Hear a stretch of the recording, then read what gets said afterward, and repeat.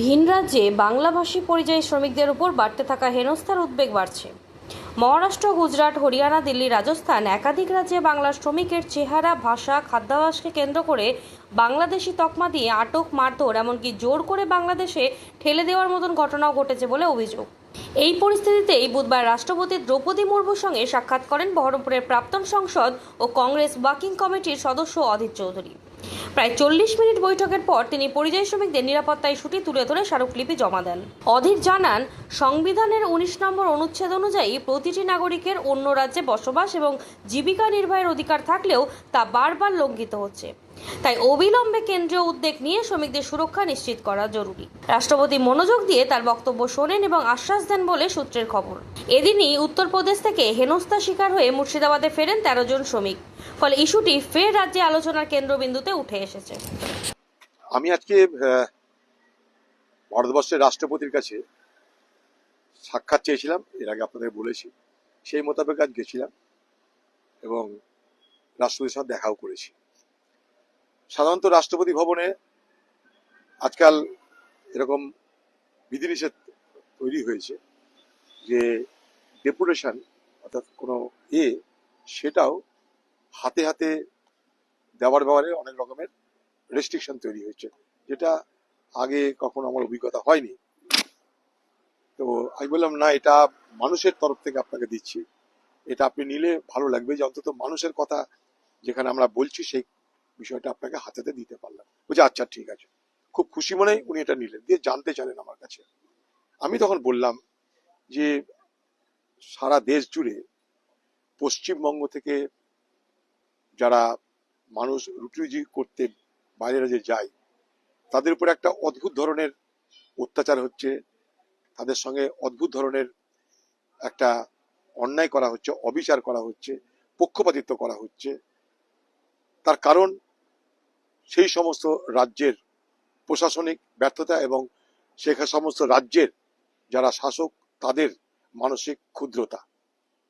এবং আমি বলেছি যে দুর্ভাগ্যবশত এই ভারতবর্ষ জুড়ে যখন উন্নয়নের কথা বলা হয়, তখন যারা পরিযায়ী শ্রমিক, এই উন্নয়নের যারা একটা স্তম্ভ, তাদের সঙ্গে কিন্তু অন্যায়টা করা হচ্ছে। আজকে আমি নিজে বললাম যে আমি নিজে পানিপথ গেছিলাম হরিয়ানার। সেখানকার শিল্পপতি তারা বলছে আমাদের মজদুর দরকার, মজদুর বলছে আমাদের শিল্প দরকার। এই যখন একটা বাতাবরণ, তখন পাহেলগামের ঘটনার পর সরকার রাজ্যগুলোকে কি নির্দেশ দিয়েছে জানি না, এই ধরনের বাতাবরণের সম্মুখীন হতে হচ্ছে।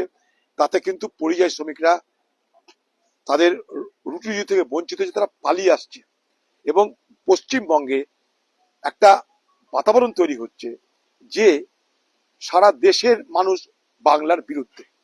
এটা কিন্তু দেশের সুরক্ষার জন্য সঠিক নয়। এই সম্পর্ক আমাদের কারোর সঙ্গে হওয়া উচিত নয়, কারণ পশ্চিমবঙ্গ ভারতের, এটার মধ্যে কোনো নতুনত্ব নেই। কিন্তু সমস্যা হচ্ছে কি, পশ্চিমবঙ্গের বাঙালি আর বাংলাদেশের বাঙালি, তাদের মধ্যে ফারাকটা করার ক্ষমতা প্রশাসনের নেই বা সরকারের নেই।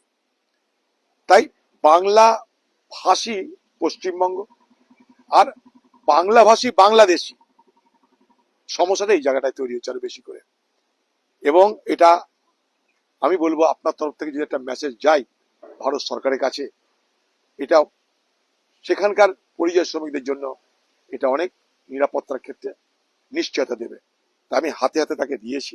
এখানে আপনাদেরকেও একটা করে কপি আমি দিয়ে দেবো, আপনারা দেখে নেবেন। আমার বক্তব্যটা এইটাই, যে বক্তব্যটা বলছি সেইটাই ওনার কাছে তুলে ধরেছি।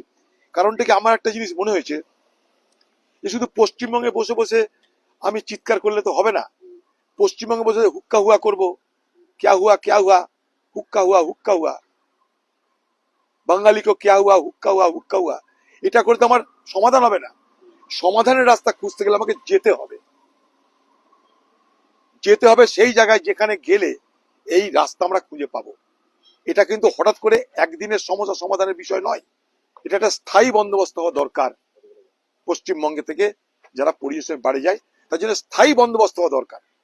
সেই স্থায়ী বন্দোবস্ত করার জন্য কিন্তু সরকারকে ভাবতে হবে।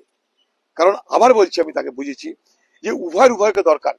পশ্চিমবঙ্গ থেকে যারা পরিযায়ী শ্রমিক বাইরে যাচ্ছে, তারা যেমন রুটি রুজির জন্য যাচ্ছে, কারণ পশ্চিমবঙ্গে তাদের কাজ নাই, কাজ থাকলেও তাদের বেতন এত কম, ওয়েজ এত কম, তার কয়েক গুণ বেশি ওয়েজ অর্থাৎ রোজগার তারা বাইরের রাজ্যে পাচ্ছে। মনে করুন পশ্চিমবঙ্গে যদি গোটা দিন কাজ করে তাহলে একটা শ্রমিক 250-300 খুব জোর, কিন্তু যদি আপনি কেরলে চলে যান 900-1200-1500, তো স্বাভাবিকভাবেই শুধুমাত্র রুটি রুজির জন্য না, রুটি রুজির পাশাপাশি রোজগারের তারতম্য আছে, ব্যাপারটা বুঝতে হবে। শুধুমাত্র রোজগার নেই তার জন্য চলে যাচ্ছে তা নয়, বাংলা ছেড়ে চলে যাচ্ছে, কারণ বাংলায় রোজগার করতে গেলে যে পরিমাণ বরাদ্দ আছে রোজগার ওয়েজ যেটাকে বলে, সেই ওয়েজে পোষায় না। 250-300 টাকার বেশি ওখানে মজুরি নেই। এই মজুরির ফারাক, এটা একটা বড় কারণ। তাই শুধুমাত্র রোজগার নয়, রোজগারের সঙ্গে সঙ্গে মজুরি, এই দুটো বিষয়কে সামনে রেখে কিন্তু বাংলা থেকে বিশাল পরিমাণে মানুষের বাইরে চলে যাচ্ছে। তার জন্য তারা ফিরে গেলেও আবার তারা ঘুরে আসছে নিরুপায় হয়ে, কারণ তাদের রোজগারটা কি করে হবে। তাই আবার বলছি আমি, শুধু রোজগার নয়, রোজগারের সঙ্গে মজুরি, এই দুটোকে কিন্তু যোগ করতে হবে, এবং তার সঙ্গে সঙ্গে বাইরের রাজ্যে তাদের কাজকর্ম করার স্বাধীনতা, নিশ্চয়তা, নিরাপত্তা, সেটা করতে গেলে পশ্চিমবঙ্গ সরকারকে আমি বলবো যে আপনারা দেরি না করে ভারত সরকারের যে সমস্ত দপ্তর আছে, গৃহ মন্ত্রণালয় আছে, প্রধানমন্ত্রী আছে, যেখানে যেখানে দরকার, পশ্চিমবঙ্গের মুখ্যমন্ত্রীর তরফ থেকে ভারতবর্ষের প্রত্যেকটা রাজ্যের মুখ্যমন্ত্রীকে একটা করে দাবি করা, পশ্চিমবঙ্গ সরকারের যে রাজ্যপাল, সেই রাজ্যপালকেও বলবো তারাও যেন প্রত্যেকটা রাজ্যের রাজ্যপালকে একটা করে বিষয়টাকে অবগত করে। আমি তাই রাজ্যপালের সঙ্গে দেখা করবো পশ্চিমবঙ্গে, কারণ সব রকমের চেষ্টা করতে আমাদের, রাজনীতি থাক কিন্তু তাদেরকে বাঁচানোর চেষ্টাটা করতে হবে, তাদের নিরাপত্তা দেওয়ার ব্যবস্থা করতে হবে। খালি হুক্কা হুয়া করলাম বাংলায়, তাতে কিন্তু সমস্যার সমাধান হবে না।